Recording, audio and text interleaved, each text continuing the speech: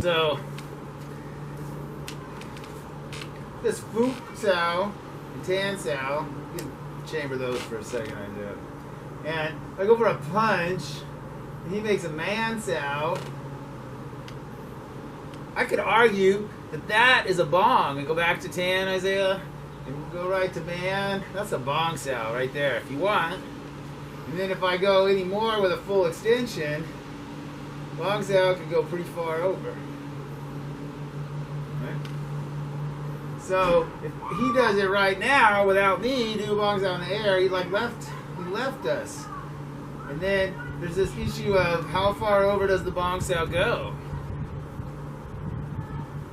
So I get to here, and he does, just do a Man Sau for me, Isaiah.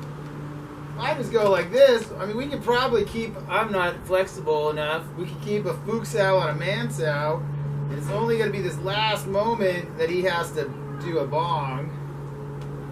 And look what's on the center line. My wrist contact and my low elbow. But if I did a straight punch across that contact, now, look where it goes. I'm on the center line, right? So if I'm here and I roll him over and he gives me Bong early, what's he gonna do with my punch, right? Boom. So he moved his humerus bone. If I do it on this side, I roll him and then his humerus bone is pushing against me. Really pushing into him. So his humerus bone is pointing to the center line. Now he's collapsed his Bong Sau. That's Isaiah got a bad habit. So if I go for an underneath attack, right here is ready. It's that close to my face under our closer rule. Right? And then if I go for an underneath attack, I gotta stay out, and look what I'm in now. Bong Sau, Man Sau, Tan Sau. So it gets lost in this whole thing, and I do the turn too early to keep what I call square geometry at this shoulder. Totally square, like a cube is even flat with the floor. Right? And I can turn inside of it. It kind of hurts me as a 50-year-old. You stay over there, Isaiah. I'm doing a demo. Thank you, though. Right? So I can do the 135-degree Chum Q turn. Skipping this part. Right? But I can do the Chum Q turn without the turn, right?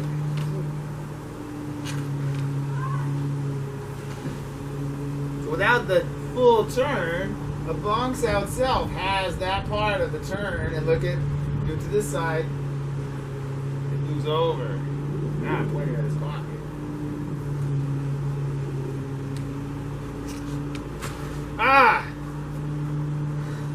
Where's the camera? It's over there. Anyway, the point is, there's this move to line me up with here, and when I get to here, the center line, I get to go over.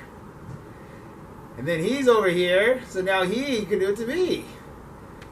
And I can do it to him. Me.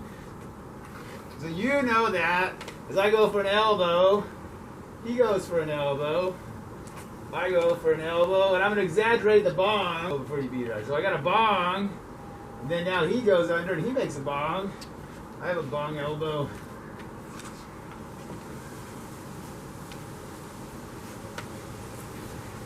So if I'm pointing my fingers to make sure Bong Sau is on, yeah, and then I do an elbow strike with my Bong Sau.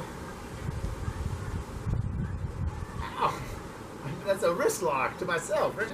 I can't try to do an elbow and keep that pointed at Isaiah. So that idea that I'm going to use my fingers and they have to be pointed on the centerline line or something is not always true, because now it's an elbow strike. Now it's an elbow. That was my shoulder. Right? So if I'm doing,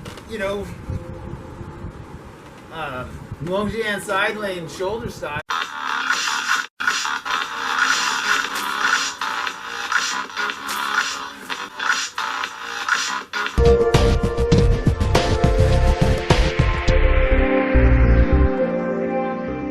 All right, so in this little thread we've been talking about the Kun Sau maneuver and the sixth segment where you move your hand up